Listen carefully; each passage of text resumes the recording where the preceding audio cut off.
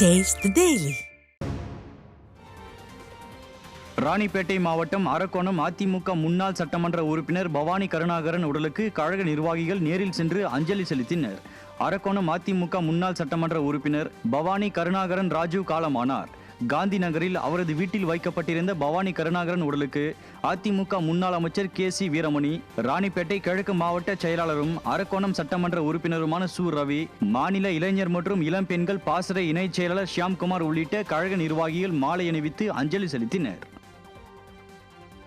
வேறு தொகுதி மற்றும் வேறு மாவட்டத்தில் வீடு உள்ளவர்கள் கரூரில் குடியிருப்போர் போன்று வரைவு வாக்காளர் பட்டியல் படிவங்களில் முகவரி மாற்றமாகி இருப்பது குறித்து அதிமுக முன்னாள் அமைச்சர் MR விஜயபாஸ்கர் ஆட்சியரிடம் புகார் மனு அளித்தார். அரசியல் கட்சிகளின் வாக்குச்சாவடி முகவர்கள் கொடுத்த படிவங்களில் அவர்களுடைய செல்போன் எண்கள் மற்றும் எந்த பாகத்தை சேர்ந்தவர்களின் எண் என்பதை கண்டுபிடிக்க சிரமம் உள்ளதாக கூறிய முன்னாள் அமைச்சர் MR விஜயபாஸ்கர் 10 வருடத்துக்கு முன் சேலம் சென்றவர்களின் வாக்கை திமுகவினர் அதிகாரிகளை மிரட்டி கரூரில் வைத்திருப்பதாக குற்றம் சாட்டினர்.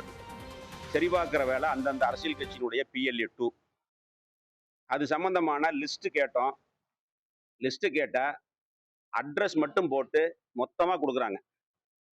அதில் செல் நம்பர் இல்லை, எந்த பாகத்தை சார்ந்தவங்கன்னு இல்லை.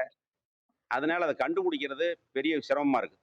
கிட்டத்தட்ட 4 தொகுதியை சேர்ந்து பார்த்தா 10,000 பேருக்கு மேலே வருது கரூர் மாவட்டத்தில். அது சம்பந்தமாக மாவட்ட ஆட்சித்தலைவர்கிட்ட புகார் கொடுத்தோம். திருவண்ணாமலை மாவட்டம் போலூர் அருகே குன்னத்தூர் பகுதியில் மத்திய மாவட்ட அம்மா பேரவை சார்பில் விடியாத திமுக அரசின் அவலங்கள் குறித்த விளக்க பிரசுரங்கள் வழங்கும் நிகழ்ச்சி மத்திய மாவட்ட அம்மா பேரவை செயலாளர் பாரிபாபு தலைமையில் நடைபெற்றது. அம்மா பேரவை ஒன்றிய செயலாளர் சேகர், ஒன்றிய செயலாளர் டாக்டர் விமல்ராஜ் ஆகியோர் ஏற்பாட்டில் நடைபெற்ற இந்த நிகழ்ச்சியில் போலூர் முன்னாள் சட்டமன்ற உறுப்பினரும் மத்திய மாவட்ட செயலாளருமான ஜெயசுதா லட்சுமிகாந்தன் கலந்து கொண்டு வீதி வீதியாக சென்று அதிமுக அரசின் சாதனைகள் குறித்த விளக்க பிரசுரங்களை பொதுமக்களிடம் வழங்கினார். இந்நிகழ்ச்சியில் மாநில விவசாய அணி துணை செயலாளர் செல்வம், மாவட்ட இளைஞர் இளம் பெண்கள் பாசறை செயலாளர் செந்தில் உள்ளிட்ட கழக நிர்வாகிகள் பலர் கலந்து கொண்டனர்.